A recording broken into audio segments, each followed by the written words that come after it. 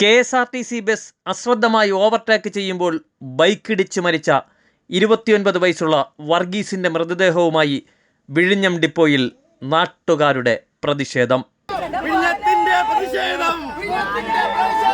ഞങ്ങൾക്ക് നീതി വേണം, നീതി വേണം.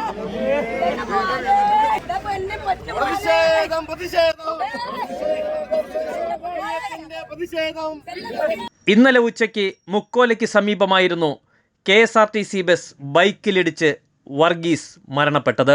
KSRTC ഡ്രൈവറുടെ അലക്ഷ്യമായ ഡ്രൈവിങ്ങിലൂടെയാണ് ഒരു ജീവൻ പൊലിഞ്ഞത്. സംഭവത്തിൽ ശക്തമായ പ്രതിഷേധവുമായി വിഴിഞ്ഞം KSRTC ഡിപ്പോയിൽ മൃതദേഹവുമായി നാട്ടുകാർ ഉപരോധിക്കുന്നു. മുൻപും നിരവധി അപകടങ്ങളാണ് KSRTC ബസ്സിടിച്ച് ഇവിടെ നടന്നിട്ടുള്ളത്.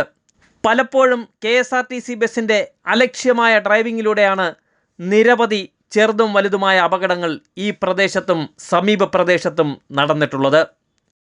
ഈ KSRTC ഡ്രൈവർമാർ ചെയ്തു കൂട്ടി ആർക്ക് വേണ്ടി? ഇത് നമുക്ക് വേണ്ടിയല്ലേ ഇവിടെ സംവിധാനങ്ങളുള്ളത്.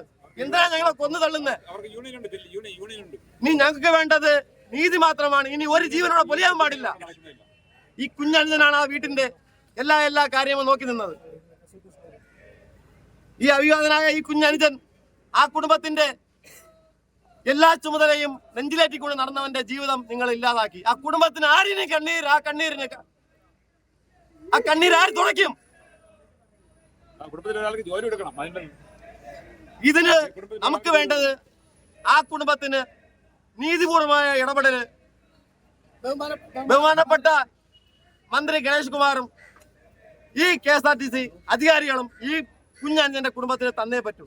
കാരണം ഇത് ഒന്നല്ല, ഇത് ഒരുപാടായിട്ടുണ്ട്. ഇനി ഞങ്ങൾ എവിടെ പോകണം?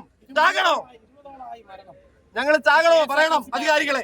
ഇനിയും ഇത്തരത്തിൽ ഒരു ജീവൻ പോലും അലക്ഷ്യമായ ഡ്രൈവിങ്ങിലൂടെ പൊലിയാൻ പാടില്ലെന്ന പ്രതിഷേധവുമായിട്ടാണ് നാട്ടുകാർ KSRTC ഡിപ്പോ ഉപരോധിക്കുന്നത്.